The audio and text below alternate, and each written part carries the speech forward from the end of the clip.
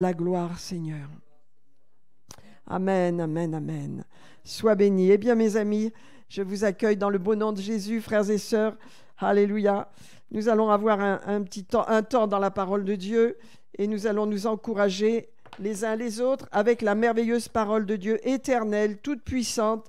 Alléluia, qui ne change pas. Ce matin, j'ai lu des passages. Je voudrais quand même commencer par cela. Un passage dans l'Écriture, je ne sais pas si je vais le retrouver, mais bon, je vais chercher, ça doit être dans Matthieu 5. Matthieu.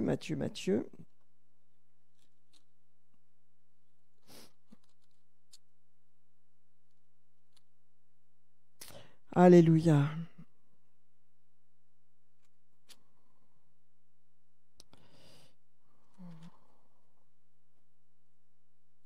Voilà. Matthieu, c'est pas 5, c'est Matthieu 7.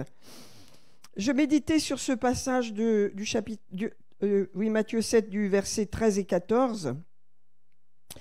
Et le Seigneur m'a parlé dans ce passage. Et donc, c'est pourquoi je vais vous apporter ce message tout simple ce matin, qui est évident, mais ça va vous encourager ce matin. Le Seigneur dit dans ce verset 13, « Entrez par la porte étroite, car large est le chemin et spacieux est le chemin qui mène à la perdition, et il y en a beaucoup qui entrent par là, mais étroite est la porte, resserré est le chemin qui mène à la vie, et il y en a peu qui les trouvent. » Amen. Entrez par la porte étroite. Vous voyez, le Seigneur s'adresse à une foule. Et c'est une foule qui suit la loi, n'est-ce pas ? Mais le Seigneur parle et il rappelle qu'il est la porte. Il est le chemin qui mène à la vie éternelle. Et la porte étroite, c'est cette communion que nous avons avec lui. Vous savez, dans les temps dans lesquels nous allons entrer de plus en plus, des temps troublés, cette puissance de Dieu qui est venue en nous, le Saint-Esprit, eh bien, c'est par cet esprit qui est en nous que le Seigneur va nous guider. Il y a un passage dans les Proverbes très intéressant. Je vais vous le lire, qui dit, où il est, dans Proverbe, je crois que c'est Proverbe 20, je pense que je l'ai mis quelque part, mais voilà, il est là, Proverbe 20, le verset 27, « Le souffle de l'homme est la lampe de l'Éternel, il pénètre jusqu'au fond des entrailles. » Vous savez, mes amis, si vous avez une inquiétude de quoi que ce soit, parce que vous êtes nés de nouveau, vous devez avoir de l'assurance dans le souffle de Dieu qui est venu en vous. Parce que ce souffle, eh bien, il est dit que c'est la respiration de votre esprit qui est connecté à l'esprit de Dieu. Vous voyez, le souffle de l'homme, l'esprit de l'homme, la respiration spirituelle de l'homme, eh bien, il est dit que c'est une lampe par laquelle l'Éternel nous éclaire. Cette lampe, elle est à l'intérieur de nous. C'est notre esprit à l'intérieur. C'est pourquoi, vous voyez, il y a ce passage qui est terrible, où Jésus dit, si quelqu'un fait les choses, ne fait pas les choses dans ma volonté, en dehors de la volonté de Dieu, eh bien le Père ne le reconnaîtra pas. Je le retrouverai, ce passage, il est assez dur.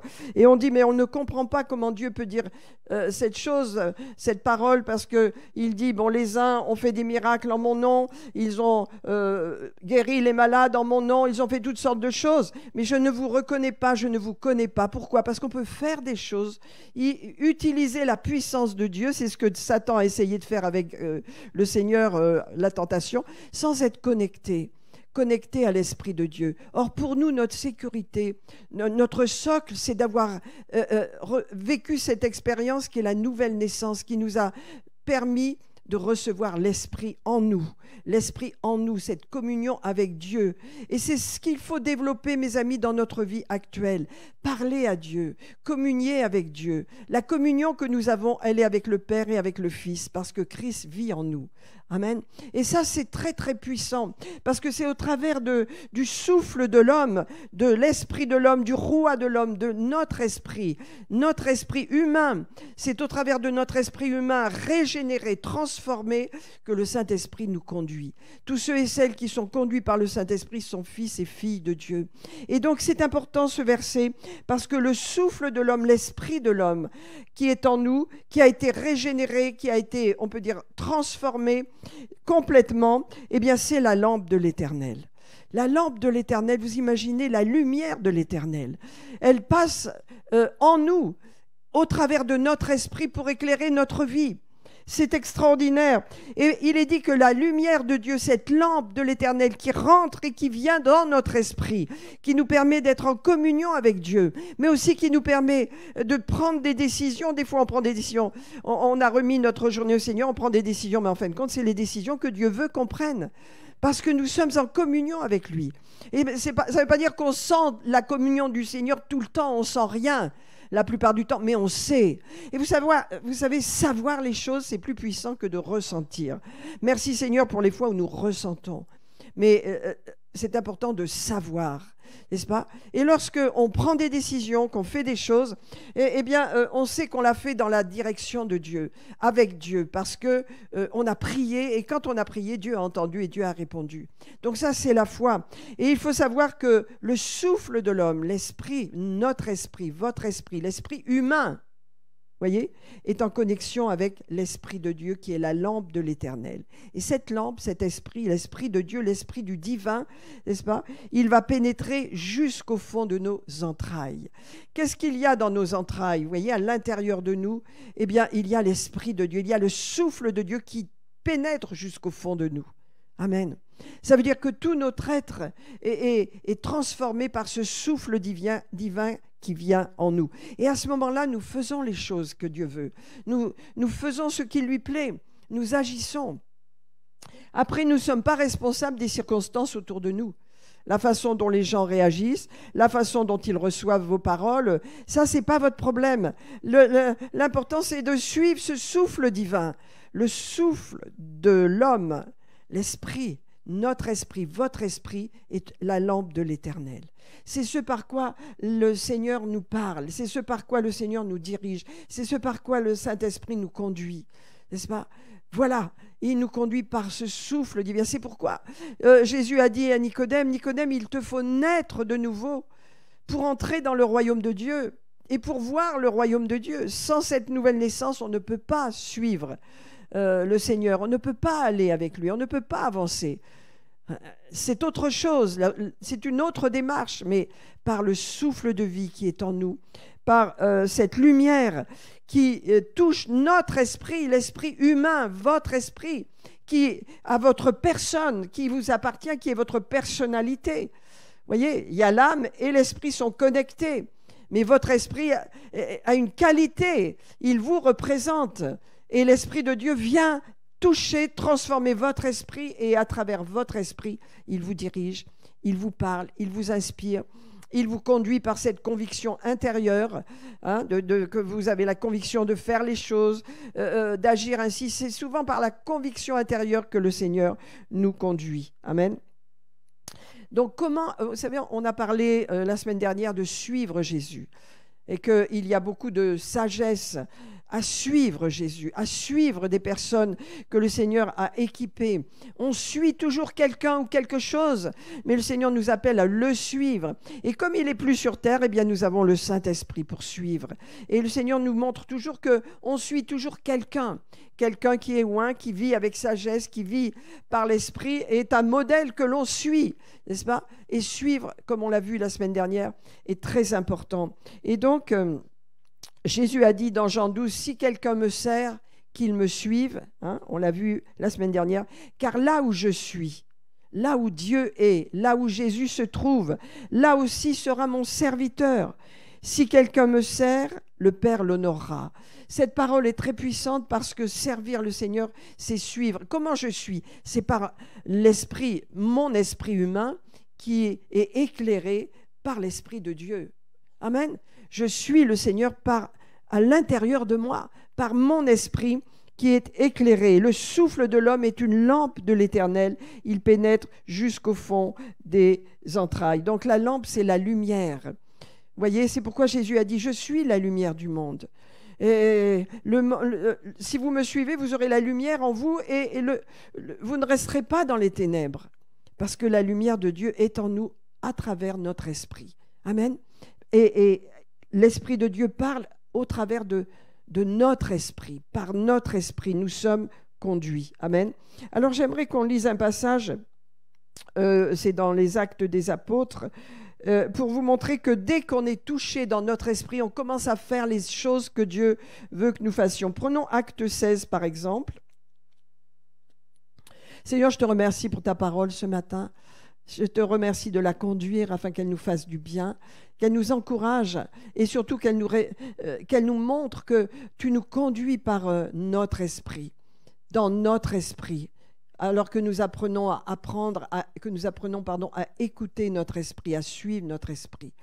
Et Seigneur, nous ne pouvons pas remettre en question quoi que ce soit quand nous suivons notre esprit, éclairé par le Saint-Esprit, en accord avec le Saint-Esprit. Nous sommes toujours conduits dans des plans parfaits. Amen. Allez, dans des plans justes. Et le Seigneur, lorsqu'il y a des problèmes à l'extérieur, ne remet pas en cause le fait que nous avons marché dans ses plans. Nous avons suivi sa direction. Amen. Et vous savez, quelquefois, nous marchons dans ses plans, nous suivons ses voies et il y a des perturbations autour de nous. Est-ce que ça remet en question le fait que nous avons suivi le Seigneur? Non. Non, on n'est pas libre et on n'est pas responsable des problèmes des gens à l'extérieur de nous-mêmes. On n'est pas responsable qu'il y a des gens qui dévient alors que Dieu veut les bénir, qu'il y a des gens qui partent dans n'importe quelle direction alors que Dieu veut les bénir. Ce n'est pas notre responsabilité. Notre responsabilité, c'est de suivre le Saint-Esprit en nous, qui est notre souffle, le souffle de l'homme, qui est la lampe de l'Éternel, alléluia, et qui nous éclaire dans tout notre être. Donc ça, c'est notre responsabilité. Après, quoi qu'il se passe à l'extérieur, eh bien, on n'en est pas toujours maître, on n'en est pas responsable. Regardez, par exemple, dans Acte 16, parce que cette femme, elle a tout de suite fait ce qu'il fallait faire. Elle a su cela. Pourquoi ? Parce que son esprit a été éclairé. À partir du moment où mon esprit, votre esprit a été éclairé par Dieu, et que l'Esprit de Dieu est venu toucher votre esprit, on a fait les choses qu'il fallait faire. On a peut-être fait des choses plus ou moins bien, avec plus ou moins de sagesse, mais on l'a fait parce que c'était quelque chose qui était en nous, n'est-ce pas ? Regardez, dans Acte 16, c'est les apôtres qui débarquent à Philippe, la ville de Philippe, et ils vont le jour du sabbat rechercher un groupe de personnes vers une rivière. Et ils trouvent effectivement le verset 13, « Le jour du sabbat, nous nous rendîmes hors de la porte vers une rivière où nous pensions que nous trouverions un lieu de prière. Et effectivement, nous nous assîmes et nous parlâmes aux femmes qui étaient réunies là pour prier. L'une d'elles, nommée Lydie, marchande de pourpre de la ville de Thyatire, était une femme craignant Dieu. » C'est déjà quelque chose, n'est-ce pas ? Et elle écoutait. Donc vous pouvez craindre Dieu, mais ne pas être connecté au Saint-Esprit. Hein ? Et il y a beaucoup de gens comme ça. Mais Dieu veut faire plus. Il veut faire plus. Et là, c'est une démarche du Saint-Esprit en nous. C'est pourquoi nous sommes devenus chrétiens. Beaucoup craignaient Dieu. Hein, par exemple, mon mari, il n'était pas quelqu'un qui était athée. Il craignait Dieu, il croyait en Dieu. Hein ? Il avait été élevé dans la foi catholique et il craignait Dieu. De toute façon, moi j'étais athée, je ne croyais pas en Dieu et je combattais Dieu. Mais de la même façon, Dieu a touché nos cœurs différents, mais il les a touchés quand même. Et comme il va toucher cette femme qui craignait Dieu, mais qui n'était pas connectée à l'Esprit de Dieu, son esprit n'était pas né de nouveau. Il était mort. Quand notre esprit n'est pas né de nouveau, qu'est-ce qu'il fait ? Il est mort. Il est séparé de Dieu. C'est pourquoi on dit que les gens qui ne sont pas nés de nouveau sont morts, bien que vivants. Jésus l'a dit, hein, bien que vivants, ils sont morts. Donc vous voyez, cette femme, elle craignait Dieu, elle écoutait, mais elle n'était pas connectée. Il a fallu une intervention du Saint-Esprit. Dans votre vie, c'est la même façon, il a fallu une intervention du Saint-Esprit. Alors, il est dit, l'une d'elles, nommée Lydie, marchande de pourpre de la ville de Thyatire, était une femme craignant Dieu et elle l'écoutait. Alors voilà, intervention du Saint-Esprit. Le Seigneur lui ouvrit le cœur, l'esprit humain qui est la lampe de l'Éternel, par lequel la lampe de l'Éternel va agir dans sa vie comme dans la nôtre, vous voyez. Et regardez, il lui ouvrit le cœur, non pas l'intelligence, ça viendra ensuite, mais le cœur. Pourquoi il lui ouvrit le cœur? Pour qu'elle soit attentive, ça veut dire pour qu'elle comprenne ce que disait Paul. Parce qu'elle écoutait, on peut écouter sans comprendre. C'est souvent le cas. Moi, je me rappelle quand je me suis convertie, à part le Saint-Esprit en moi qui me disait c'est la vérité, je ne comprenais rien de ce qui se disait, de ce que le pasteur enseignait, de ce qu'il disait. Je ne comprenais pas dans ma tête. Mais à l'intérieur, j'avais une voix qui disait c'est la vérité. T'es pas chez les témoins de Jéhovah, t'es pas dans une secte, non, t'es dans la vérité là. Alors petit à petit, l'intelligence, la lumière est venue, mais quelquefois on ne comprend pas. Et surtout quand on est un jeune chrétien. Elle était là, elle écoutait, elle craignait Dieu, elle était attentive. Alors le Seigneur va lui ouvrir le cœur. Et ça, c'est puissant parce que c'est par là que nous commençons notre chemin avec le Seigneur. C'est par là, à l'intérieur de nous, que le Seigneur nous parle, nous conduit, nous éclaire. C'est pourquoi il a dit que beaucoup feront des miracles en mon nom, feront des choses en mon nom, mais je ne vous connais pas. Dieu nous connaît, ça veut dire qu'il y a une intimité entre lui et nous à travers notre esprit, à l'intérieur de nous. Et pourquoi je vous dis ça ce matin? Parce que j'écoutais un serviteur de Dieu que je connais bien, qui enseignait sur les derniers temps et qui parlait du passage dans Thessalonique au fait qu'il y aura un cri, qu'il y aura un cri et qu'il y aura des événements qui précéderont l'enlèvement, qui nous avertiront. Et il dit, ce cri n'est pas encore là, mais c'est un cri, c'est un événement qui se produira où nous saurons des choses. Bon, c'est pas encore là, mais en même temps, il dit ce Christ, c'est seulement ceux qui ont l'Esprit de Dieu qui vont le reconnaître, qui connaissent la parole, qui connaissent, parce que c'est à l'intérieur de nous, on aura la conviction, voilà ce qui se passe là, c'est un événement qui est annoncé, n'est-ce pas? Donc c'est pourquoi, mes amis, pourquoi je vous dis ça, parce que affectionnez cette communion intérieure que vous avez avec Dieu et développez-la tout simplement. C'est facile, tout simplement de la développer, de parler au Seigneur, d'avoir des temps d'intimité. On n'a pas besoin de rechercher des grandes émotions, des grandes sensations. Parlons au Seigneur, demandez, cherchez et vous trouverez. Il n'y a pas de problème, demandez et l'on vous donnera. Il faut cette communion. Amen. Parce que c'est ce que Jésus aime, c'est ce que Dieu aime. Le Saint-Esprit aime. Il est là dans cette action d'avoir cette communion. Alors, automatiquement, le Seigneur lui a ouvert le cœur et elle a compris ce que Paul disait. Donc, elle a été transformée. On peut dire elle est née de nouveau, vous voyez. Elle est née de nouveau. L'action de l'Esprit, quand on est de nouveau, c'est le Saint-Esprit qui fait tout. À partir du moment où on est né de nouveau, alors la lampe de l'Éternel commence à nous éclairer et nous prenons les décisions, nous agissons, nous faisons des choses. On n'est pas parfait, mais on prend la bonne direction. Regardez, lorsqu'elle lui a été baptisée, donc dans tout ce que Paul lui a dit, il lui a tout dit, il lui a parlé de la nouvelle naissance, il lui a parlé du baptême d'eau. Elle a dit oui, je veux. Pourquoi? Parce que son esprit en elle avait été éclairé. Elle avait été touchée par l'Esprit de Dieu. Dieu lui avait ouvert l'esprit. C'est ce qu'il a fait pour nous. Nous avons été éclairés à l'intérieur de nous, alors qu'avant, c'était les ténèbres. C'était vraiment la bêtise totale. C'était l'orgueil de la vie. C'était toutes ces choses. Vraiment, c'est incroyable. Des fois, je me dis, mais comment j'ai pu être comme ça? Mais je n'avais pas été éclairé. Quand on n'est pas éclairé, vous savez, mes amis, on a de l'indulgence pour le monde, parce que nous aussi, on était dans le monde, on n'était pas éclairés. N'oublions pas. C'est pourquoi on doit avoir de l'indulgence pour les pécheurs. Ce sont des pécheurs, comme nous étions. Et Dieu nous a éclairés. Il a éclairé cette femme. Elle a écouté, elle a compris, elle a dit, oui, je veux me faire baptiser. Je comprends, j'ai besoin. Je suis plus la même, je suis changée. Et automatiquement, elle a été baptisée, elle et sa famille. C'est pourquoi je vous dis, là, je ne vais pas parler, mais je sors un livre et je vais vous demander... Vous pouvez l'acheter si vous voulez, je vais vous faire un prix particulier, mais gagnez sa famille, gagnez votre famille pour Dieu, c'est très très puissant. Et donc, elle et sa famille, eh bien, sont venus à Jésus. Et Dieu cherche les familles, Dieu cherche des familles entières. Et lorsque vos familles appartiennent à Dieu, vraiment, vous pouvez remercier Dieu. C'est son plan de, à travers nous, toucher nos familles, élever nos enfants de la bonne façon. Alléluia. Les familles que Dieu prend en main sont des familles qui ont un futur, qui ont un avenir glorieux. Parce que Dieu est un Dieu qui prend soin de la famille. Et donc, elle et sa famille, ils ont été baptisés.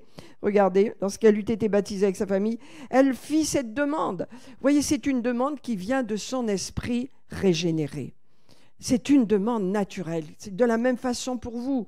Je ne sais pas dans votre vie ce qui s'est passé, mais moi, je me rappelle quand je me suis convertie, j'ai très vite eu envie d'aller parler à tout le village, frapper aux portes et leur parler de Jésus.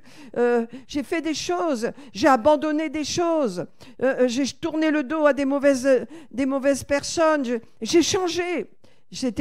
On n'a pas eu besoin de m'expliquer, je l'ai senti que je devais faire ça. Vous de même, je sais, vous pourriez m'en parler. Vous auriez ça. Alors, lorsque le Seigneur lui a ouvert le cœur, donc elle a pris des décisions, elle a fait cette demande. Elle a fait cette demande à Paul et à son équipe. Elle a dit, si vous me jugez fidèle au Seigneur, entrez dans ma maison et demeurez-y. Et elle insista pour ça. Elle dit, oui, je mets ma maison à votre disposition.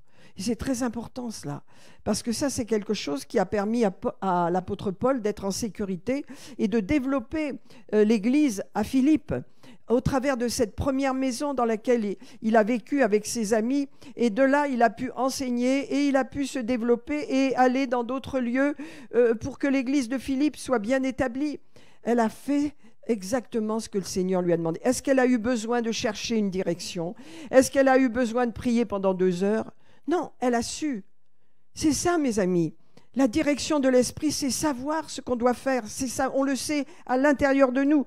Quand on n'est pas connecté vraiment à Dieu, vous savez, on va lire tout à l'heure ce passage dans 2 Pierre qui nous rappelle, l'apôtre Pierre, que sa divine puissance nous a donné tout ce qui contribue à la vie et à la piété, au moyen de la connaissance de celui qui nous a appelés. Donc, quand on a ça en nous, l'Esprit de Dieu, et qu'on connaît notre Dieu, on prend les bonnes décisions, on prend la bonne direction. C'est directement dans notre cœur. Vous voyez, elle a dit, si vous me jugez fidèle, je viens de me faire baptiser, moi et ma famille, regardez, nous allons marcher comme Dieu le veut, et vous plaire, venez dans notre maison, je vous accueille, je vous prends en charge, et j'ouvre ma maison.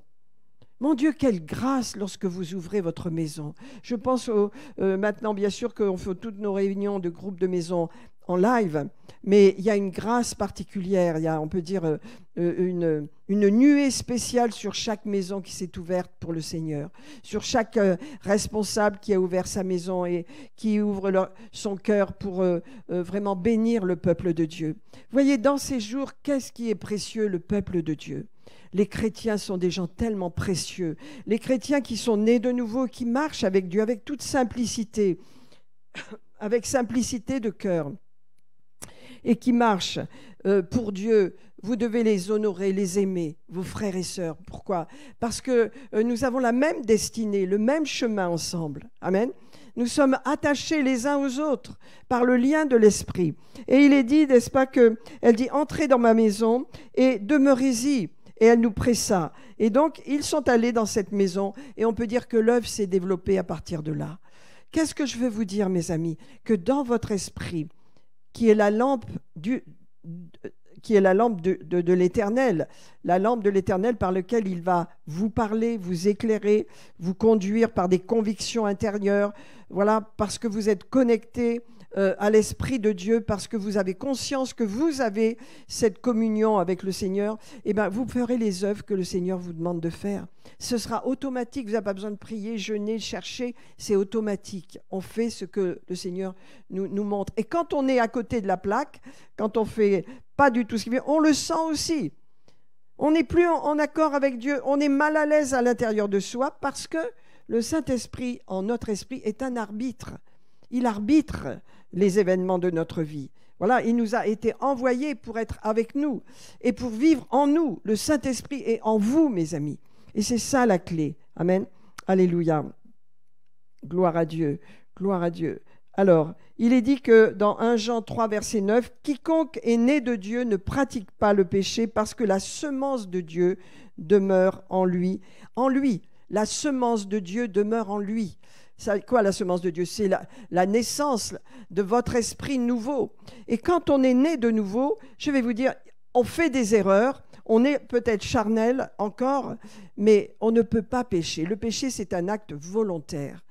Moi, je me rappelle combien c'était fort en moi, le fait de me détourner de certaines choses, de certaines façons de parler, de me comporter. C'était fort, c'était des choses qui étaient avant pas bonnes dans ma vie et que naturellement je ne voulais plus faire. Je n'avais pas besoin qu'on me dise quoi que ce soit, je le savais que je devais changer de langage, changer d'attitude. C'était en moi. Amen.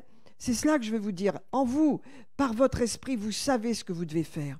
Vous savez ce que vous ne devez pas faire. Parce que l'Esprit de Dieu habite en vous et qu'il est la lampe de l'Éternel dans votre esprit. Et que c'est par là que le Saint-Esprit vous conduit. Dès qu'on prend le relais avec la tête et qu'on commence à vouloir faire ce qu'on veut à sa façon, on sent qu'on n'est plus en accord avec le Saint-Esprit. On sent que ça ne va plus. Et alors on est mal, on est très mal à l'aise. Et on fait des choses qui ne vont pas, ça ne va pas du tout comme on veut. Et on se remet dans la bonne position. Amen. Dans la bonne position. Alors la semence de Dieu habite en moi, elle demeure en moi. Et donc celui qui a cette semence de Dieu, il ne peut pas pécher. Vous voyez, c'est un mot qui est très puissant. Vous ne pouvez pas. Si vous péchez, c'est que vous n'avez pas cette semence en vous. Si vous aimez le péché, que vous allez dans des choses mauvaises, c'est que cette semence n'est pas agissante en vous. Mais quand la semence de Dieu est en vous, vous ne pouvez pas.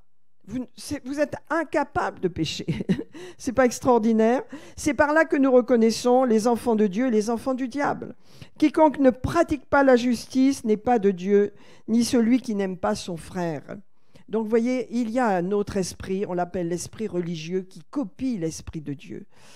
Qui copie l'esprit de Dieu. Et je pensais à Jonathan, le fils du roi Saül, qui a fait quelque chose d'extraordinaire. Il a commencé vraiment dans la foi, Jonathan. Et il y avait des problèmes avec le peuple d'Israël. Le peuple d'Israël était en guerre. Il y avait des difficultés. Les Philistins étaient terrorisés, vraiment, le peuple d'Israël. Et le peuple d'Israël était avec Saül et ne bougeait pas. Ils avaient peur. Et Jonathan a pris une initiative, vous voyez. Et c'est ça, quand on a la foi, quand on est en connexion avec l'Esprit de Dieu, on prend des initiatives parce qu'on sent que c'est juste. Je ne sais pas si je vais retrouver ce passage, je vais essayer. Juste, donnez-moi un moment. Voilà. Jonathan. Voilà. Dans 1 Samuel 14. C'est intéressant de le lire, parce que vous voyez que Jonathan, il est le seul dans toute l'armée, entre Saül et tous les gens, il est le seul qui ait la foi. Il est le seul qui sait et qui connaît Dieu, en fin de compte. À ce moment-là, il est vraiment décidé à libérer sa foi. Et il ne sait pas encore que son père est extrêmement religieux et qu'il aura affronté des problèmes. Parce que l'esprit religieux qui chemine à côté de l'Esprit Saint, l'esprit de vie qui est en nous, c'est une contrefaçon de l'Esprit de Dieu. C'est une contrefaçon. Et l'esprit religieux fait toujours l'opposé de ce que Dieu veut. L'opposé de ce que Dieu... Parce que Dieu est connecté à la liberté glorieuse des enfants de Dieu. Et l'Esprit de Dieu nous amène dans la liberté, dans l'amour, dans la paix, non pas dans le sacrifice, il y a des sacrifices dans la vie chrétienne, mais dans une liberté. Et Jonathan, regardez là, il va dire dans le chapitre 14 de 1 Samuel, il est dans la position où tout le monde est paralysé, hein. Le roi, il se trouve à un endroit avec des milliers, des centaines de soldats autour de lui, ses guerriers, etc. Et le poste des Philistins est proche, et donc ils ont peur, ils sont terrorisés, il n'y a rien qui se passe. Mais Jonathan, il réfléchit. Et regardez, un jour Jonathan, fils de Saül, un jour, donc ça veut dire qu'il y a un poste des Philistins qui est venu s'établir à Michmash, qui n'est pas très loin d'où il se trouve. Et donc, voilà, et tout le monde a peur. Vous voyez, on ne parlera pas de la peur aujourd'hui, mais c'est une paralysie générale quand on a peur. Et donc, un jour, Jonathan se dit, tiens, il dit au jeune homme qui portait ses armes, viens et poussons jusqu'au poste des Philistins, qui est là de l'autre côté, et il n'en dit rien à son père. Il avait raison. Hein, quelquefois, il ne faut pas parler à des gens qui n'ont pas de foi. Ils vont casser votre élan. Lorsque vous sentez que vous devez faire quelque chose, vous sentez que vous devez le garder pour vous parce que c'est quelque chose qui vient de votre foi. Et ça peut être encore fragile, vous voyez. Alors vous le gardez pour vous. Et il n'en a rien dit à son père, heureusement, n'est-ce pas? Saül se tenait à l'extrémité de Gibéa, sous le grenadier de Migron, et le peuple qui était avec lui formait environ 600 hommes. Donc il y avait du monde, et il y avait même un sacrificateur qui était là. Et personne, le peuple ne savait pas que Jonathan s'en fût allé. Donc Jonathan n'a rien dit. Il n'a pas dit, allez les gars, moi, je vais faire quelque chose, venez, regardons. Non, non, il a dit, je sens dans mon cœur que je dois faire ça, allons-y tous les deux. Voyez, ça c'est ça. Souvent le Saint-Esprit vous conduira comme ça. Vous sentez que vous devez faire les choses. Vous n'avez pas besoin d'un comité pour vous dire ce que vous devez faire. Vous sentez que vous devez le faire. Amen. Alors qu'est-ce qui se passe? Ils vont aller là-bas et il est dit que entre les passages par lesquels Jonathan cherchait à arriver au poste des Philistins, il y avait une dent de rocher d'un côté et une dent d'un rocher de l'autre. L'une portait le nom de Botset et l'autre de Séné. L'une de ces dents était au nord de Micmash et l'autre au midi de Geba. Bon, alors Jonathan dit au jeune homme qui portait ses armes, viens et poussons jusqu'au poste de ces incirconcis. Déjà, il est en position. Vous savez, ça nous rappelle David. Hein. Les incirconcis, on a besoin de les battre. Hein. Les démons, on a besoin de les attaquer quand ils nous attaquent et de les repousser. Hein. On doit reconnaître. Lui, il reconnaît que ces incirconcis leur mènent la vie dure et qu'il faut trouver une solution. Et il va donner une parole extraordinaire. Il va dire, poussons jusqu'au poste des incirconcis. Peut-être, il dit, l'Éternel agira-t-il pour nous ? Car rien n'empêche, et voilà la parole de foi, hein, rien n'empêche l'Éternel de sauver au moyen d'un petit nombre comme au moyen d'un grand nombre. Jonathan est vraiment là, un jeune homme de foi. Il teste là sa foi et il se dit, moi je vais faire quelque chose parce qu'on est bloqué, on ne sait pas, mais Dieu est puissant. Voilà, lorsque vous êtes en connexion dans votre esprit par la lampe de l'Éternel, qui est l'Esprit de Christ, qui est la lumière de Dieu en vous, vous savez que vous pouvez faire des choses que peut-être vous ne feriez pas dans le naturel. Et comme vous êtes connecté à l'Esprit de Dieu, vous aurez du succès dans ce que vous faites. Dieu vous couronnera de succès. Il dit, mais en fin de compte, Dieu est puissant. Il peut sauver aussi bien par un petit nombre que par un grand nombre. Alors montons tous les deux. Et puis il demande un signe. Et je vais vous dire, moi j'ai été beaucoup enseigné par l'école de Kenneth Hagin, il n'a jamais demandé de signe. Mais quand j'étudie la parole de Dieu, je vois que Dieu agit aussi au travers des signes. Quelquefois on peut demander un signe. Je ne dis pas qu'il faut vivre par les signes, mais quelquefois demander un signe, ça peut aussi nous encourager. Je ne dis pas de le faire tout le temps parce qu'après on ne libère pas sa foi. Mais là, vous voyez, il va demander un signe, Jonathan. Et il va dire, regardez, il va dire en fin de compte, verset 7, « Celui qui portait ses armes répondit, fais tout ce que tu as dans le cœur, n'écoute que ton sentiment, moi, me voici avec toi, prêt à te suivre. » Alors Jonathan dit, « Ok, c'est super, allons vers ces gens et montrons-nous à eux. Et s'ils nous disent, alors voilà le signe, hein, arrêtez jusqu'à ce que nous venions à vous, nous resterons sur place et nous ne monterons pas vers eux. Mais s'ils nous disent, montez vers nous, nous monterons car l'Éternel les livre entre les mains. C'est là ce qui nous servira de signe. » Et vous voyez, dans certaines circonstances, quelquefois, je dis bien, les signes, c'est souvent parce qu'on n'a pas reçu de Dieu l'assurance que c'est la bonne direction. Mais là, il a besoin de cela. Mais il a fait déjà la démarche de foi et il demande un signe au Seigneur. Il lui dit, écoute, soit on reste en bas et ils nous disent restez en bas, alors on reste en bas, soit ils nous disent montez, et s'ils nous disent montez, alors ce sera le signe que tu vas nous donner la victoire. N'est-ce pas extraordinaire? En fin de compte, quelquefois, il arrive qu'on demande des signes ou qu'on peut demander un signe au Seigneur. Au Seigneur, amen, et qu'il va répondre parce qu'il veut nous fortifier. Quelquefois, quand on est jeune chrétien, on a besoin de signes, et le Seigneur les donne pour nous encourager. Mais quand on grandit dans la foi, eh bien, on n'a plus besoin de signes, parce que le signe montre qu'on n'est pas sûr que ce que l'on fait est juste. Mais demander un signe, ce n'est pas un problème, ça peut arriver qu'on le fasse, et Jonathan dit, allez, montons, parce que voilà, le signe nous est donné. Les gens disent, allez, montez. Et donc ils montent et qu'est-ce qui se passe? Ils donnent une grande victoire. Ils vont détruire ce camp des Philistins, qui est un camp relativement petit. Mais à cause de cette victoire, la terreur va se multiplier dans le camp des Philistins. Et cette terreur, c'est une terreur de Dieu. Ce n'est pas une terreur naturelle, parce que c'est un petit camp qu'ils ont détruit là. Hein. C'est une vingtaine de personnes, je crois. Hein. Et donc, voilà qu'il y a une terreur qui va dans le camp des Philistins parce qu'il y a eu cette victoire des Hébreux, des d'Israéliens, enfin d'Israël en fin de compte, hein, de Jonathan, et donc ils sont terrorisés. Il y a un grand bruit, une grande rumeur qui monte, et c'est là que l'esprit religieux prend le relais. Et Saül dit, qu'est-ce qui se passe là?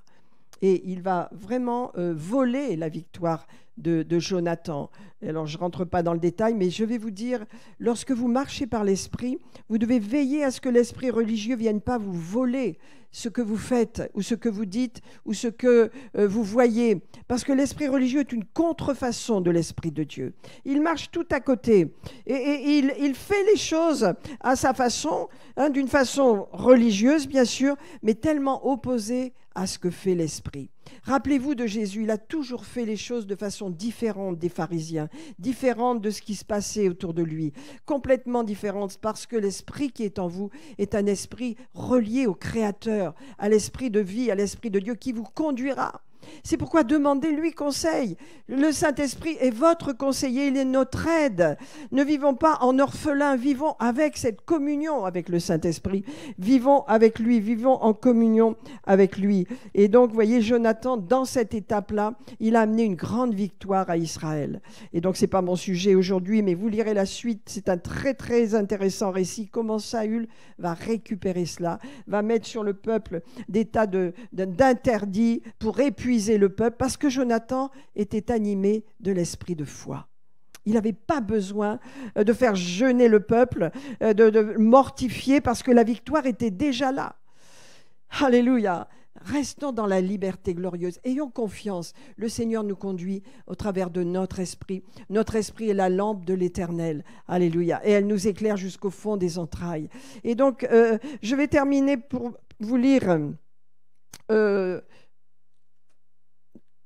2 Pierre, je vous ai déjà cité le passage, mais c'est bien de le lire.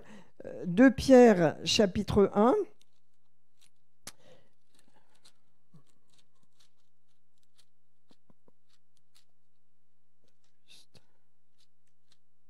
Voilà, juste là, 2 Pierre 1.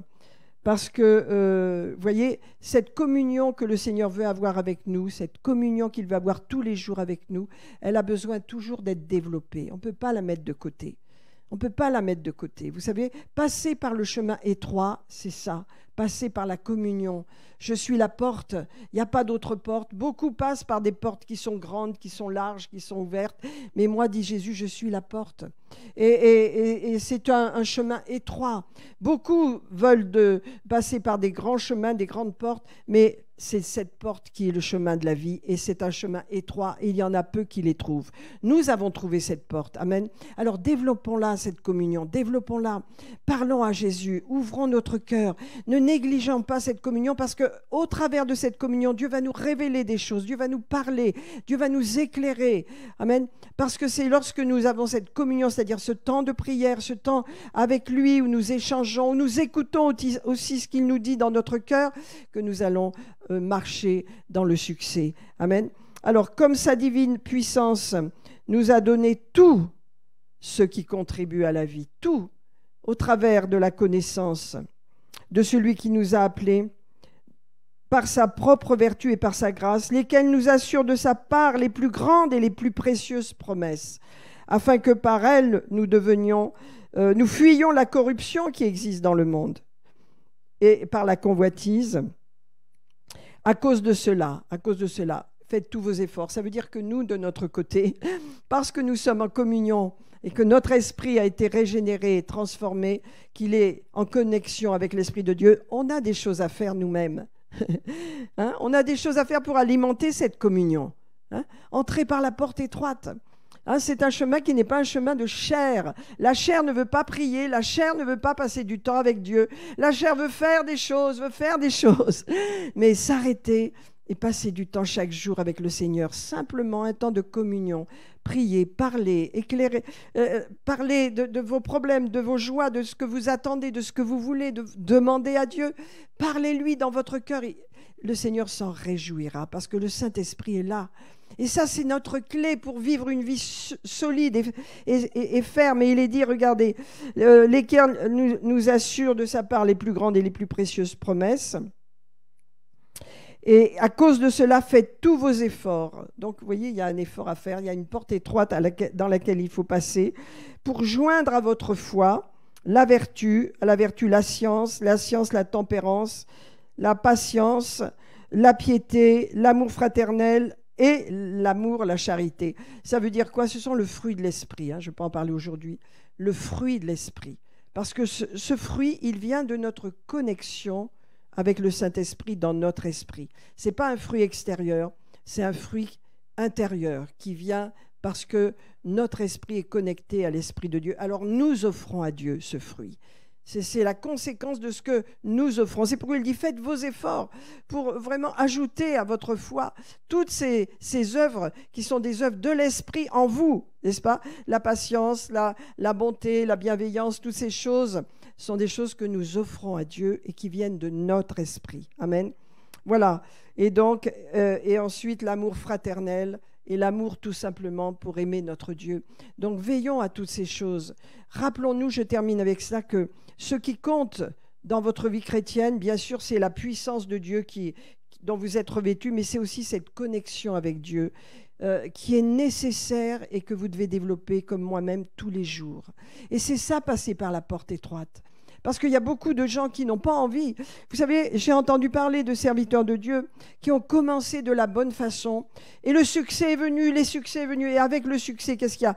Tellement d'occupations, tellement d'activités, de développement, qu'il n'a plus une minute pour s'occuper, pour vérifier comment ça se passait à l'intérieur de lui. Plus une minute pour demander à Dieu de le protéger des tentations et des difficultés. Plus une minute pour communier avec Dieu.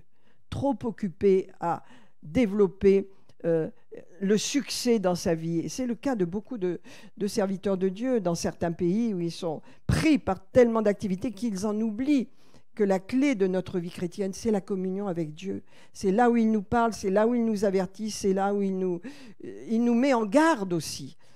Il nous met en garde, où il nous reprend, il nous corrige. Donc c'est par notre esprit, c'est pas à l'extérieur de nous, c'est à l'intérieur de nous. Et donc cet homme, il est tombé. Il est tombé. Et il s'est repenti, bien sûr, mais les conséquences, il les a vécues. Pourquoi? Parce que il agissait sur les choses extérieures.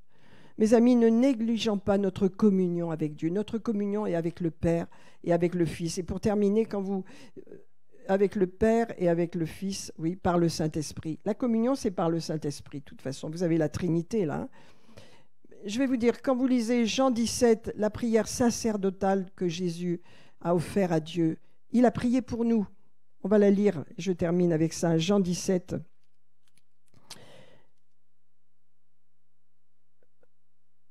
Voilà, verset 18, il a prié pour nous. Jésus, il y a 2000 ans, a prié pour ceux qui viendraient après ses disciples. Et il a dit, comme tu m'as envoyé, voilà, verset 20, ce n'est pas pour eux seulement, ce n'est pas pour les disciples que tu m'as donnés, Père, que je prie, mais je prie aussi pour tous ceux qui croiront en moi par leur parole, afin que tous soient un comme toi, Père, tu es en moi, et comme moi je suis en toi, afin qu'eux aussi soient un en nous, pour que le monde croie que tu m'as envoyé. Christ en vous, Christ en moi, en vous, l'espérance de la gloire. Ce que vous avez en vous, développez-le, mes amis, c'est un trésor. Christ en vous, la communion avec Dieu, la communion avec le Saint-Esprit, la communion avec le Père et le Fils, c'est quelque chose qui vous assure la gloire, c'est le socle de votre vie, c'est ce qui compte, c'est ce que nous avons besoin de développer, de protéger et d'être fidèles dans ces choses, parce que c'est la porte étroite. Beaucoup deviennent chrétiens et puis négligent cela et se mettent à faire des œuvres, des ci, des ça, inconscients de ce qu'ils sont plus connectés à l'Esprit de Dieu. Voyez? Et ça, il y a beaucoup. C'est pourquoi il a dit, il y a un large chemin, beaucoup le prennent, mais ce n'est pas le chemin. Le seul chemin, c'est de garder cette communion dans votre cœur. Simplement parler à Jésus, il vous entend. Parlez-lui par le Saint-Esprit. Et bien sûr que Dieu nous a donné les langues, mais c'est autre chose. Mais en tous les cas, aujourd'hui, je veux simplement terminer par cela. Que cette communion avec le Saint-Esprit, par le Saint-Esprit, avec le Père, avec le Fils, soit développée chaque jour. Alléluia. Donne-nous aujourd'hui notre pain quotidien. Chaque jour, mes amis, c'est chaque jour que je communique avec le Seigneur. C'est chaque jour, le matin, le soir, dans la journée, vous êtes en communion avec Dieu, vous lui parlez. Vous avez un problème, vous lui parlez. Il est là, il vous entend, il répond. C'est à travers votre esprit qui est la lampe de l'Éternel. Amen. Votre esprit qui est le souffle de l'homme, le souffle divin, le roi, l'esprit de l'homme est la lampe de l'Éternel et elle pénètre jusqu'au fond des entrailles. Amen. Seigneur, je veux te remercier ce matin. Tu nous rappelles combien est précieuse la communion que nous pouvons avoir avec toi dans notre cœur, à l'intérieur de nous-mêmes, Seigneur. Ce que tu as fait en nous est tellement précieux. Tu as dit à Nicodème, Seigneur, que le vent souffle où il veut et tu en entends le bruit, mais tu ne sais pas où il va, parce que pourquoi tu n'es pas connecté à mon esprit, tu n'es pas né de nouveau. À partir du moment, mes amis, où nous sommes nés de nouveau, nous pouvons être dirigés dans ce vent et savoir où le vent va. Nous savons où il va. Amen. Seigneur, je te prie ce matin que tu resserres le lien qu'il y a entre toi et nous dans notre cœur, Père. Que cette communion, alléluia, qui est une source de vie qui jaillit jusque dans la vie éternelle, soit toujours rafraîchie, toujours vivifiée, toujours encouragée, toujours développée, Seigneur, parce que c'est la clé de notre vie chrétienne. Cette communion au travers de laquelle, Seigneur, tu nous parles, tu nous encourages, mais aussi tu nous avertis, tu nous éclaires, tu peux même nous reprendre. Oh, grâce à cette communion, Seigneur, nous pouvons vraiment te plaire et rester dans ce chemin étroit, cette porte étroite, tu nous as mis en garde, elle est étroite la porte. Si on la loupe ou si on la néglige, on va aller dans le naturel, dans toutes sortes de choses que Dieu n'a pas prévues pour nous. Mais la porte étroite, c'est un chemin de communion avec le Seigneur, communion avec l'Esprit de Dieu par notre esprit. Alléluia, car c'est par notre esprit que le Seigneur nous conduit. Tous ceux et celles qui sont fils et filles de Dieu sont conduits par le Saint-Esprit à l'intérieur. C'est à l'intérieur de vous, mes amis. Alléluia. Seigneur, je prie, alléluia, que ton esprit, alléluia, continue de confirmer ces paroles dans nos cœurs, afin que nous ne négligions pas un si grand salut. Nous ne négligeons rien de cette communion que nous avons avec toi, Seigneur. Et que chaque jour, Seigneur, nous recevions notre pain quotidien. Chaque jour, Seigneur, nous ayons ce temps de communion. Parce que nous avons tant et tant de situations à te présenter, Seigneur. Et tant de choses à communier avec toi par le Saint-Esprit. Et merci, Seigneur, de nous donner la bonne direction, claire dans notre esprit. Que nous sachions comment nous comporter, comment agir, quelles décisions prendre, sur quel chemin marcher, Seigneur. Alléluia. C'est toi qui nous éclaires, Seigneur, dans notre cœur, Seigneur. À l'intérieur de nous, tu nous donnes des convictions. C'est par les convictions, le feu vert à l'intérieur dans notre esprit que tu nous conduis. Alléluia. Père, au nom de Jésus, nous prions. Et je prie, Seigneur, que chacune et chacun d'entre nous, en ce moment, nous soyons bien connectés à la source de vie, Seigneur, qui jaillit jusque dans la vie éternelle. Tu l'as dit à la Samaritaine, Seigneur, cette eau vive, elle est en nous. Elle est en nous, nous sommes abreuvés par cette eau vive, alléluia, qui est connectée au ciel, connectée au royaume de Dieu, Seigneur. Merci, Seigneur. Ce matin, nous ne voulons pas négliger cette communion, alléluia. Nous voulons la développer chaque jour. Écoutez ta voix, parlez à notre Dieu, demandez, alléluia, et vous recevrez. Nous voulons être vraiment en communion avec toi, Seigneur, chaque jour. Alléluia. Nous attacher à ce qui est à l'intérieur de nous, parce que la puissance est reliée à ce qui est à l'intérieur de nous. Amen. Nous ne voulons pas nous déconnecter de ce qui est à l'intérieur de nous, de notre esprit qui est régénéré. Nous voulons rester en communion avec toi parce que c'est là, à l'intérieur de nous, que tu nous parles à l'intérieur de nous que tu nous conduis, à l'intérieur de nous que tu nous éclaires, à l'intérieur de nous que tu nous reprends. Alléluia. Notre esprit est la lampe de l'Éternel. Alléluia. Merci Seigneur, nous recevons ce matin. Alléluia. Parle Seigneur dans nos cœurs et que nous parlions au Seigneur librement. Alléluia. Que nous lui fassions part de nos souffrances, de nos douleurs et de nos joies et de nos victoires, que nous continuons de lui partager notre vie, que nous ayons cette communion. Rappelez-vous, dans le jardin, le Seigneur venait pour être en communion. Dieu cherche cette communion précieuse. Développons-la, mes amis, tous les jours. Alléluia. Merci Seigneur. Nous recevons ce matin, nous recevons. On peut dire, tu nous réencourages, tu nous encourages à continuer d'être fidèles dans cette communion avec notre Dieu, de notre cœur, à ne pas la négliger. Alléluia. Merci Seigneur. Bien sûr, ça parle de la prière. Ça parle de la prière. Alléluia. Mais aussi d'écouter ce qui se passe à l'intérieur de nous. Amen. D'être à l'écoute de notre esprit, qui est la lampe de l'Éternel. Merci Seigneur. Le souffle de l'homme, l'esprit de l'homme est une lampe pour l'Éternel. Gloire à Dieu, gloire à Dieu. Merci. Merci Seigneur. Alléluia. Cette communion glorieuse, Seigneur, que nous avons avec toi, qui est un socle puissant pour notre vie. Nous ne serons jamais ébranlés, jamais déstabilisés, Seigneur, parce que ce souffle divin a touché notre souffle, notre esprit humain. Notre esprit est touché, notre esprit est régénéré. Alléluia. Gloire à Dieu, gloire à Dieu, gloire à Dieu. Amen, amen, amen. Merci Seigneur. Oh, que le nom du Seigneur soit béni ce matin. Amen. C'était un encouragement pour que nous ayons une communion régulière, fidèle, quotidienne avec le Seigneur au niveau de notre cœur. Et quelquefois, on est dans les techniques de prière, et c'est bien, mais vous voyez, c'est autre chose dont je vous parle. Je vous parle d'une communion avec le Seigneur dans votre cœur. Amen. De lui parler, d'être en communion avec lui. Amen.